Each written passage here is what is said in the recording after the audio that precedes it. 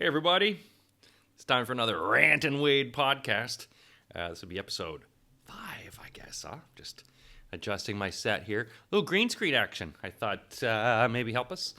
A little green screen. So, this episode of the podcast. I'm starting slow, everyone. I'm doing it in the morning this time. Starting slow in the morning sometimes. What are we going to talk about this episode? I thought we'd talk about aliens and then some other stuff. Health. Other things that affect us all. Aliens and health. Health I've already sort of talked about, but I sort of had an issue this week. I think I pulled a hernia. Have you ever done that? Oh, man, it's so fun. So I'm over 50, but I like to work out quite a bit. I start my sets with 300 sit-ups. And that's only because as I was getting older, I used to go to the gym quite a bit. Knees and backs, that's all I work on. And backs, plural. And so I always start with the sit-ups, and I like to do it, stretch my back, stretch everything. Just nice. You feel good, you're balanced. But apparently if you push yourself too hard, you can herniate and pull stuff. Or cancer. I don't know. They haven't given me the prognosis. It's either or. I'm really hoping for hernia. Cheers to everyone. I'm having some coffee in the morning. Oh, that's a cold cup. That's a cold cup of the coffee. So this episode of the podcast that no one listens to, which is fun. I've actually looked. There are no listeners. And the viewers on the Tube of the U don't watch too long. And so there is something to be said about mental health, about just talking to yourself. I don't mind. I really don't mind this, folks, if anyone does watch it one day. Or it'll be one of those archives that sometime people in 100 years from now, they'll be like, oh, this guy was a genius. Or no one watches it still. Either or. I was going to talk about aliens. Some aliens I was going to talk about. Man, because as I talk about the end of the world, rose-colored glasses. As I talk about the end of the world, it's always good to think about the aliens. Because, they've probably been involved. There have been the chats or talks that there have been times where it seems like the world's going to end, and then suddenly aliens intervene. Whether it's nuclear. I love when people say it like that. Nuclear. There's no U there. Nuclear accidents. So I guess there comes down to it too, because as technology expands, we start to realize that perhaps we are encountering the aliens. It's crazy that a lot of people don't believe in aliens, but they believe in astrology, which is kind of crazy. So we talk about the likelihood of it, and there is what they call the Drake equation. And the Drake equation basically surmises how many of the potential of would be sort of M-class planets that we call ourselves. Now, based on the billions of galaxies, there's always going to be continuously discovered.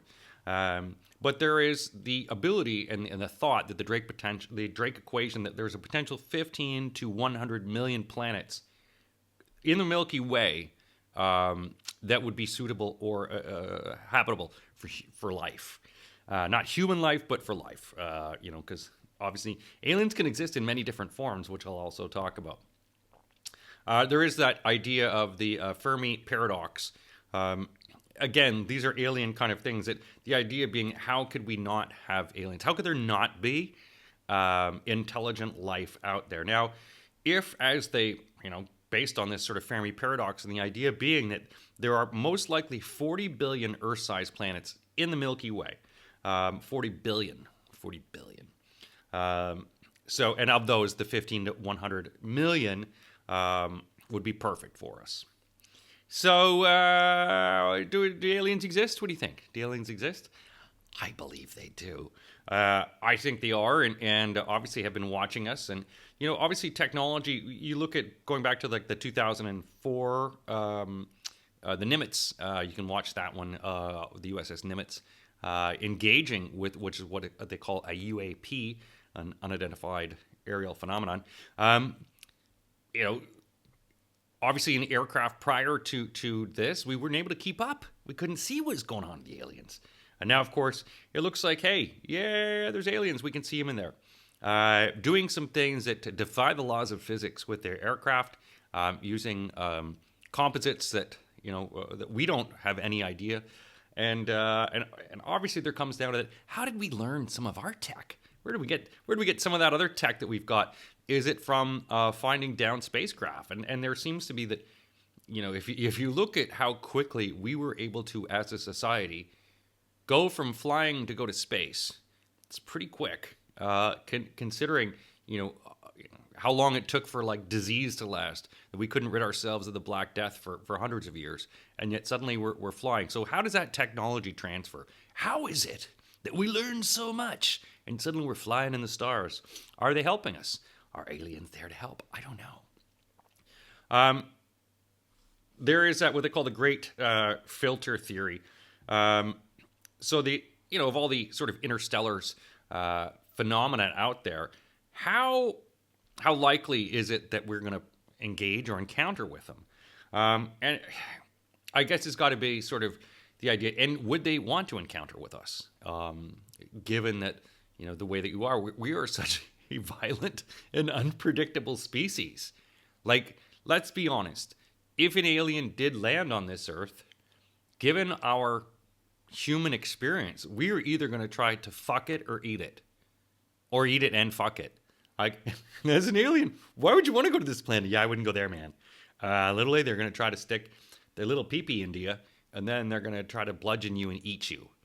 When you talk about Star Trek and the Prime Directive, the idea being that in Star Trek, you should watch it better than the Star Wars, because it's already in the title, Wars versus a Trek. Get in. But the Prime Directive in Star Trek means that the Federation does not engage with species that are below warp drive, which means ones that haven't mastered the ability to travel beyond light. And obviously these are things that we can't figure out, because if there are species out there traveling faster than the speed of light, we haven't gotten there, nor do we have the physical ability to comprehend this. And again, this comes down to comprehension as well, because it could be like, even if we did meet an alien, them trying to explain the universe to us would be like us trying to teach a spider, how to drive a car. It'd be like, what are you doing? I live my own way. And so the idea being that when you live in the idea of 4D, 5D, or even multiple dimensions, or, Christ, as we get into the multiverse theory, these are terms of physics that we probably don't understand. I mean, when you look at it too, when you look at what exactly time is just a construct invented by us to give us and grant us the ability to figure out where we are in the universe. Why would other species use time if time doesn't matter to them, and or if time is not a linear function?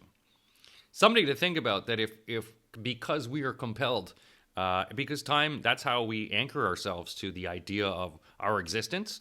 But we are a very linear species, right? We are straight line monkeys. So if there's another species out there, the engagement and the ability to talk to us, why would they want to talk? And also, how would we even understand it? There is, of course, the other hypothesis they call the zoo hypothesis. And the zoo hypothesis predicates at the fact that we are just like animals in a zoo to them.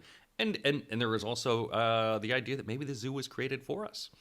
The zoo hypothesis is basically the aliens are just there to observe us, and that we are far too primitive to ever engage in. So they just come, look at us, see what we're doing, and just make sure we don't destroy the planet. And I think that's probably more likely. I think that any alien would want to engage in us is either stop us from blowing it up or just get rid of us so we just don't have the tendency or will to blow up a planet. Obviously scary from if you are an advanced extraterrestrial species and you see us and it's like, why do they want to blow up this planet so much? Like, it's the only one they live on and they want to destroy it. What's wrong with them? Because if we can't have it, no one can. And that's, again, another reason why they wouldn't want to engage. Sorry for the cough. To me, there's also the idea of, that each thing in our solar system is set up as a learning experience. Think about it this way. Let's go this way. That basically we were deposited on Earth or found our way to Earth, and that perhaps that there is a greater learning module here that allowing us to experience and grow. So if you think about it this way, basically, given the moon, we've got Mars, we've got all these other planets, that each one, maybe in its way, it's a stepping stone. And that maybe aliens had set it up in the way, it's like, okay, first you've got to figure out if there's water on Mars, and then you want to figure out if there's water, because obviously you guys need water. And maybe it's a little treasure hunt. Maybe this is to figure out exactly how intelligent we can be, that we were given this solar system to basically learn the concepts and precepts to become an advanced species ourselves. And then by doing so and applying and learning in this solar system model, that we will then grow, and eventually it's like a test. If we're able to pass and get past the Van Allen belt and get to where, because obviously this Van Allen belt of we're being protected. We kind of live in a nursery. If you actually look at it, it's like, well, we're actually pretty sweet. Like, it's almost like someone put us in a nursery and said, here you go, babies. Just find your way out. And that's what we're trying to do. We're trying to find our way out. So to me, there's an idea, just that idea of the stepping stones playground, that if we learn certain things along the way, that we learn something from Mars and we're able to get water there, learn a bit more history. We learn more about growing and sun and space travel. But basically setting up little colonies that allow us to explore and go. It also then goes back to that Star Trek model of, what I love about it is crazy kids. I feel like I'm swinging. What I love about it is the idea that if you listen to how they describe the Federation in the future, is that we've gotten to a point where we've pushed past all the wars and we're just there to share. And that there's no real human validity in basically being rich.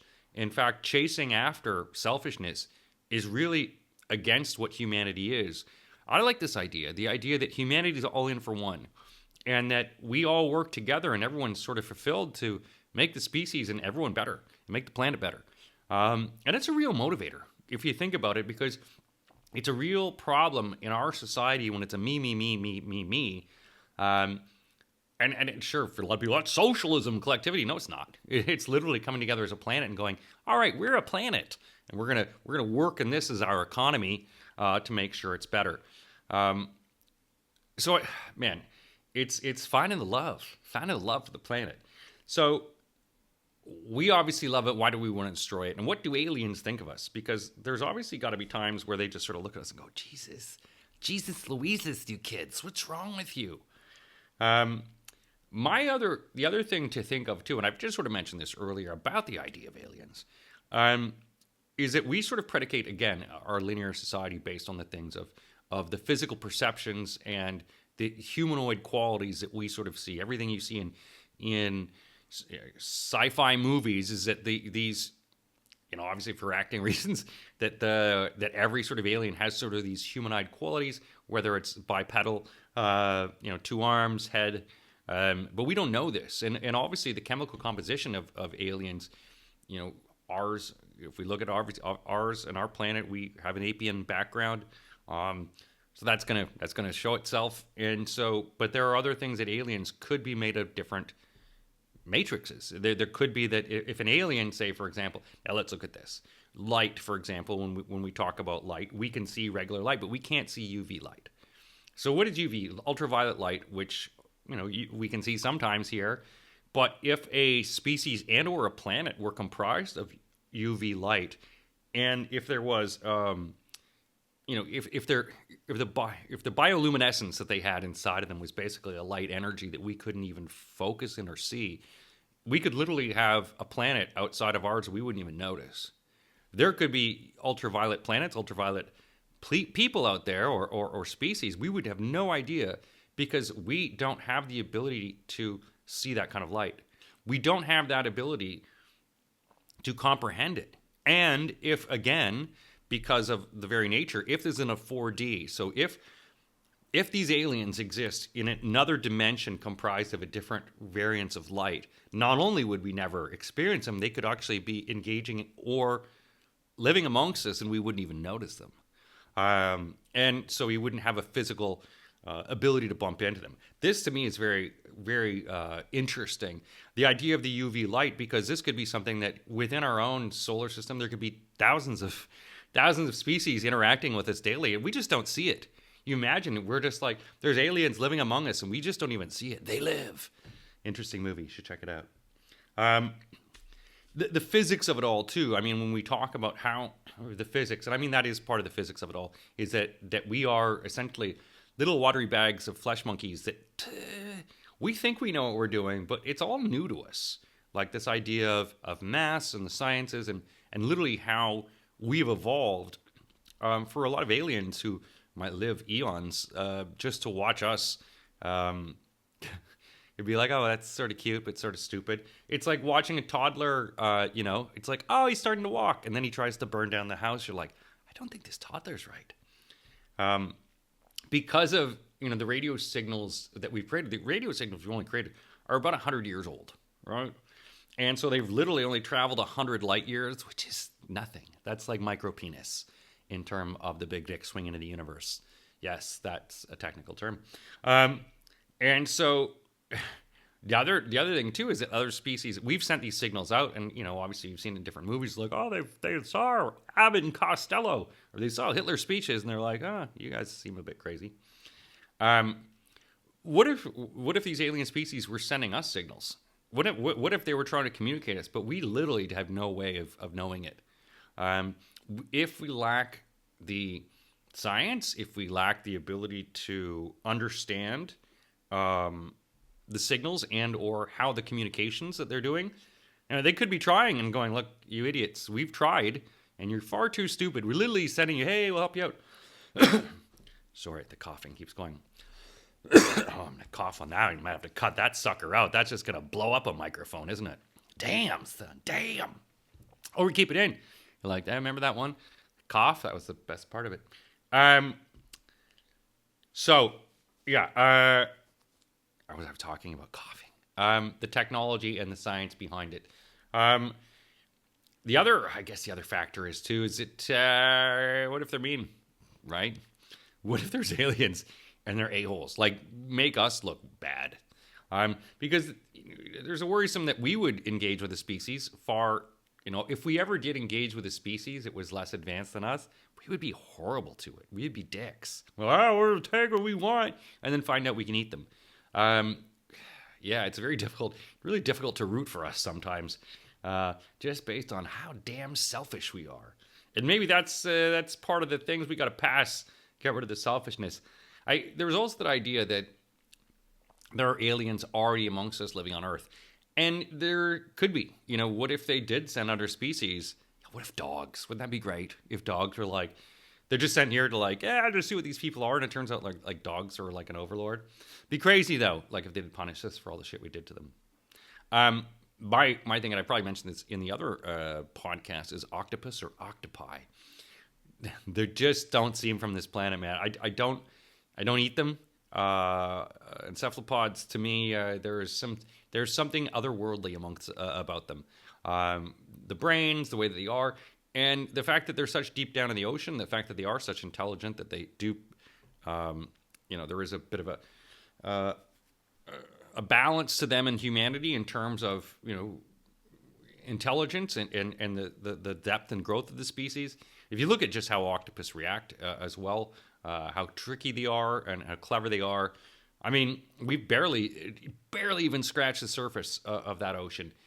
So much of it is unexplored, and there's so much that we don't know. There's so many things that there could be alien civilizations down there we don't know. There could be alien spacecraft down there we don't know. But more importantly, there could be species that smacked into this planet, hit the water, and either died or evolved, or just sent themselves here to like, yeah, we're just going to live here. It's really nice.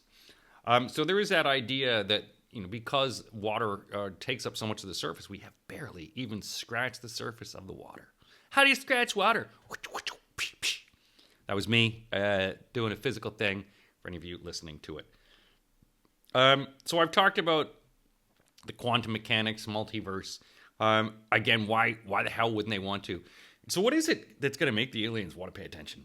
Or is there going to be a moment? Because the big problem we're obviously going to have is if an alien comes and is like, hey, we're aliens, we're living here.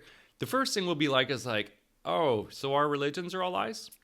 Because that's going to really mess up people. It's like, no, but we have a God, and our God does this, and they'll be like, no, that doesn't happen. There is no. We know a guy named Jeebus, but he's on Zoltar 4. So there's going to be that, because how would humanity, if you look at the religions of the world, how would they relate to it if suddenly an alien comes like, okay, oh, you believe in this? Yeah, no, you don't. There is no flying deities. What would that, what would be that great reckoning for the humanity is that if everyone suddenly realized it was a scam and a sham, or conversely, it was true. It turns out, religion was true. It's just they were aliens. That's going to be a big bias for us, particularly since we've, the storification that we do in humanity, where we basically tell them as stories to make ourselves feel better about us, which is pretty much what we've done. It's like, oh, let's make ourselves feel better. It's all about us, and a God created it because of us, and we're the best. The fact that everything is so centric on humanity will be a real disruptor for us when we actually realize, no, you're just a bunch of little apes, and your time has come. It's going to be gone soon. The contactness about it, and there's also this arrogance that they use math. Just because we've created binary, and really binary 1001 10. It's really the most simplest of math, yes or no's, essentially. And the fact that we then would assume, well, we've created this legendary language.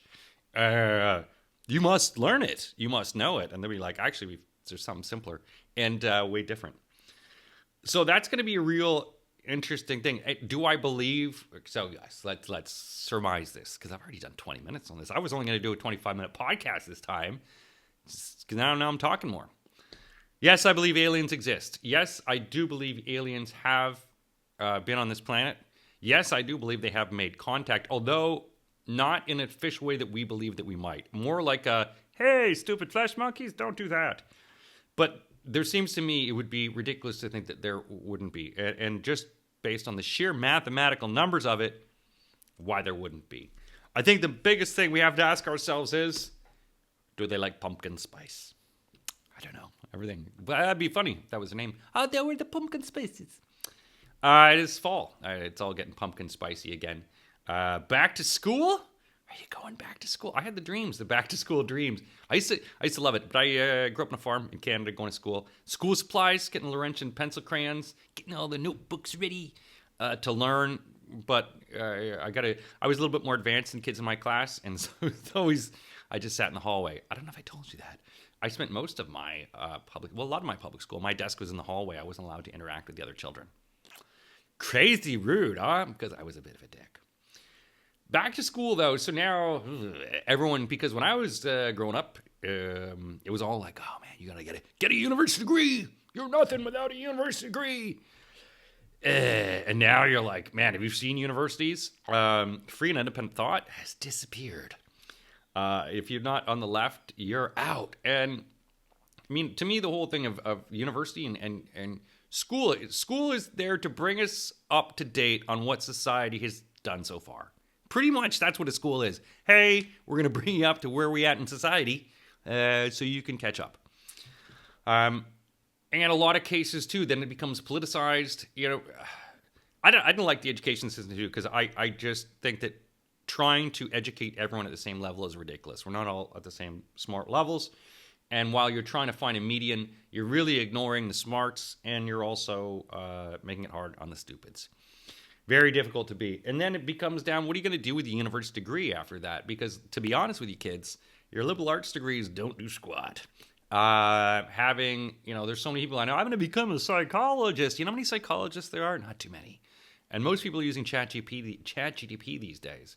There's going to be other, professions like accountancy and law, which AI is going to take over a lot of that. When it comes to precedents, obviously, arguing in court and things like that, there'll be lawyers. But when it comes to doing the background research, AI can do that in a second and give you, instead of going through all these law books. Man, it's amazing. It just comes up. And we're starting to see that. God, the coughing is going bad. I smoked too much weed. What? So is a university degree worth it? Are college degrees worth it? Or at the same time, do you just drop out and become a TikToker?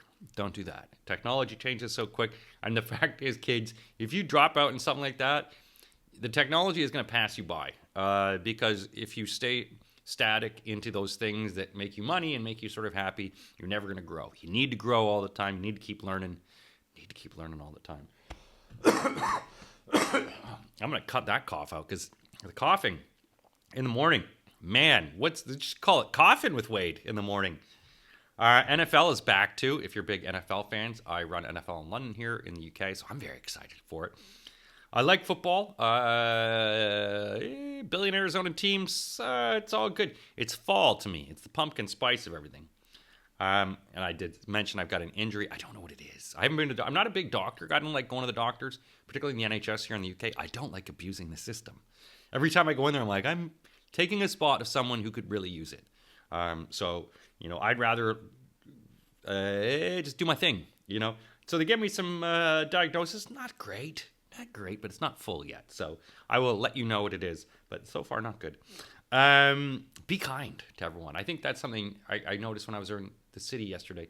The city. I live in London, but I call it the city because I live in the suburbs, sort of. But going into the city, so many assholes. There really are. And there's not enough kindness. Like, it's one thing to look at people and go, oh, you're assholes, and collectively get angry at them. But it's another thing to me, it's like being aware of someone who's struggling. So, I saw yesterday a woman struggling on the steps, give her a hand. I saw a woman who spilt some of her stuff, gave her a hand. And there are times where I'm just like Yosemite Sam, I hate people, hate everyone. And then you get to a point, it's just like, you see this smile on someone's face when you help them out, when they're having a crappy day too. And you're sitting like, yeah, I'm here to help. Yeah, I'm having crap, you're having crap, let's have crap together. And the economy, as we all know, is going to shambles. We're in the fourth quarter of 2024. That's the way the finance people talk about it. It's not looking good, everyone. The economy is going to shiza. And as we go towards Christmas, I'm going to tell you folks, it's not going to be a very good one. God, tap the glasses, motherfucker. Only because money. There's not a lot of money going around. There's elections that people are worried about. Companies are not spending. There's a lot of corporate debt. It's going to be real tough for the economy. Very tough for the economy. And Red Lobster's going out of business. What the hell? How did Red Lobster go to? It's by offering everyone free shrimp. You know what everyone loves? Free shrimp. Yeah, they do. It is nice when companies do stuff like that because you do want to see like a company make a mistake. It's like, we screwed you for that, eh? But not like to the point it's like, oh, that was a generous mistake that bankrupted you. Stupid. And the hurricane season's coming, which is just proof that we've ruined the planet even more, warming up those waters. Gulf of Mexico, oh man, I don't even know. It's literally just going to be one of those. I think it's going to be a dead body of water at some point. There's so much crap being flushed. The Americans' farming industries, those super farms, flush down the water into there, which makes the waters warmer, kills everything off the top. If there's no oxygen at the top, there's dead oxygen areas. And that makes it really bad for hurricanes. Although hurricanes are good for circling stuff and spreading it all over again.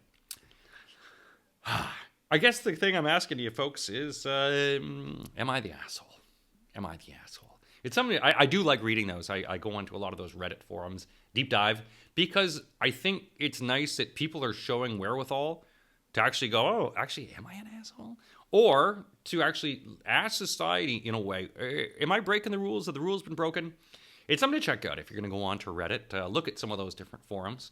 And then it's nice to put yourself in that position because a lot of times I think a lot of people don't have that balance to go, actually, am I being a dick? And sometimes it takes, I guess because I grew up in an older age, that doesn't make any sense, but because I'm a bit older, there was always, I think, bullying and the fact that people just called you on crap. Like, you can't do that, you idiot. You don't get that much of that these days. That's offensive. You're hurting my feelings. Whereas back down, it's just like, man, you suck balls. Don't do that. And so we would call people out. And also, I think you would also learn it because we had obviously limited social media. If you were an asshole and somebody, like everyone didn't want to hang out with you, you suddenly realize it's like, oh, whereas you get these false platitudes on social media here. And it's like, you could do something really horrendous and people will mock you or have your back, but not in a sincere way. So I guess what I'm saying there, folks, is look at yourself and sometimes say to yourself, am I the asshole? Is it me?